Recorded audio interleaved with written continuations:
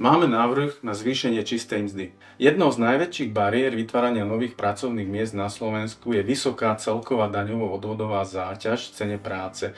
Dane sa už príliš znižovať nedajú, ale problémom je, že z prvého zarobeného eura zamestnanec a zamestnávateľ platia 48,6% z hrubej mzdy na odvodoch.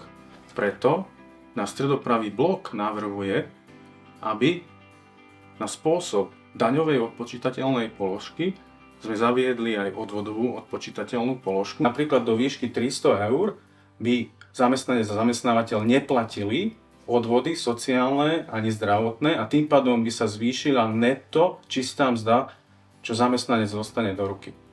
To hlavne pre nízkopríjmové skupiny. Som Žolt Gál, kandidujem z miesta číslo 3 na kandidátke číslo 7.